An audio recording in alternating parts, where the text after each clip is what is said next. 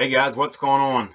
Andrew here, and the title says the greatest luthier trick of all time. I don't know if it's the greatest one, but it's a pretty good one. So this is the guitar I'm working on right now. It's a walnut with a maple and walnut center here in it. That should be pretty cool. And it's got a nice white stripe on each side. So you've already seen part 1, 2, maybe 3. I don't know how many parts I got out at this point. At least 2 parts out, maybe the 3rd part, but I'm working on this. We're going to get back to this in just 1 second. Back to the greatest luthier trick of all time. And this ain't the greatest, I don't think, but I use it a lot, and it's a pretty good trick for when you're gluing up body blanks. So I got a body blank here. I just glued this up the other day, and there's a trick to gluing this up. And since I can't use this, I'm just going to use a couple pieces of scrap wood to be my body blanks. So this is my body blank here. Okay, and we're going to glue these together like this.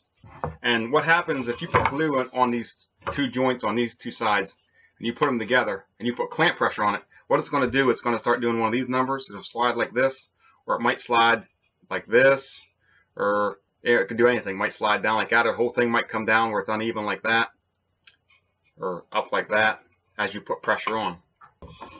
What I do is I'll take some staples like this, and in order to do this trick right, you're going to need a redneck hammer. So I got my redneck hammer right here, or you can refer to this as a relic hammer also. It'll work.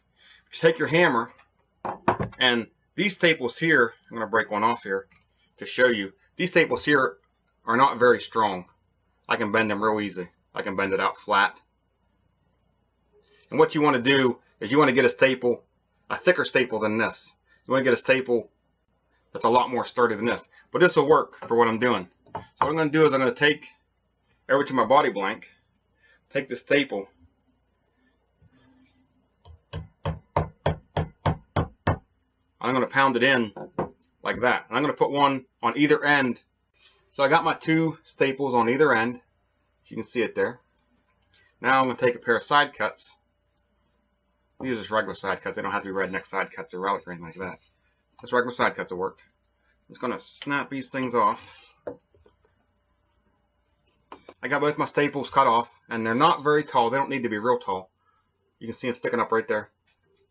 You don't want them sticking up a ton, because you're going to end up taking this piece of wood and putting it on top.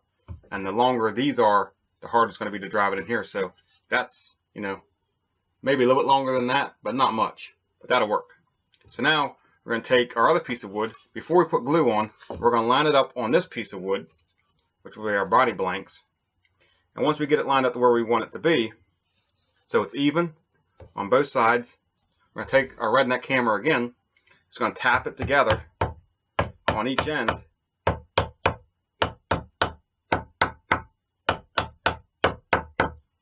So it's tight against. Once it's tight against, we can pull it back apart. And there should be holes, and there's small holes there. You can see it right there. So now, when we put our glue on here, we'll put our glue on here, take this thing back across, hook it back up, and line it up to where our staples fall into our holes. And now when you put clamp pressure on it, it's not going to move this way. It's not going to slide. It can't slide forward and backward. It can't move sideways. It can't do anything, because them staples are in both pieces of wood, holding it perfectly straight. This next example has to deal with a neck and a fretboard, gluing a fretboard onto a neck. So to begin with, we're going to pretend that this is a guitar neck, and we're going to pretend that this is the fretboard. All right, and we want to glue this fretboard onto this neck. So if we just lay this on here and line it up and put clamps on, what this thing's going to do is it's going to start sliding like this, or it might slide like this, or it might slide over the side like this, or slide. It's going to slide any way it wants to slide. It's never going to stay where it needs to stay.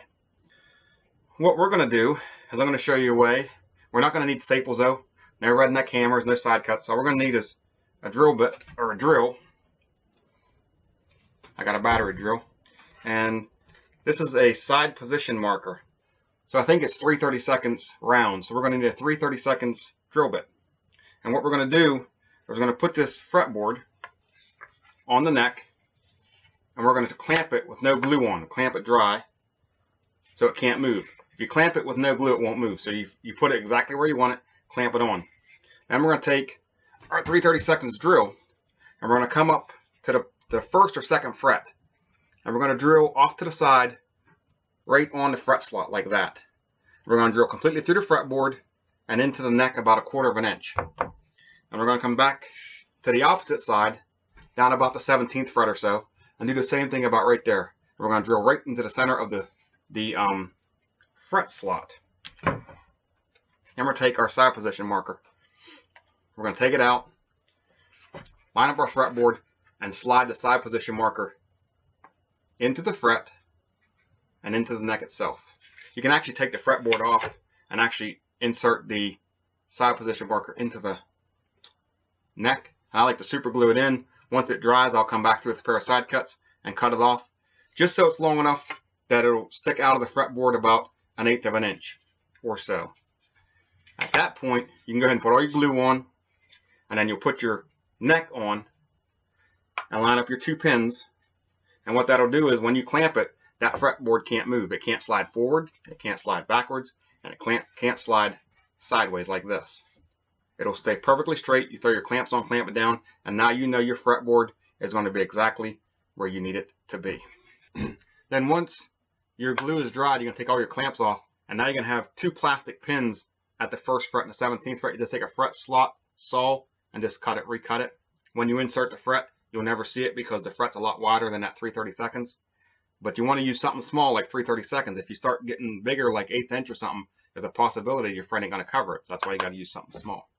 Okay guys, so that is it for today. The greatest luthier trick, or a really good one anyways, of all time.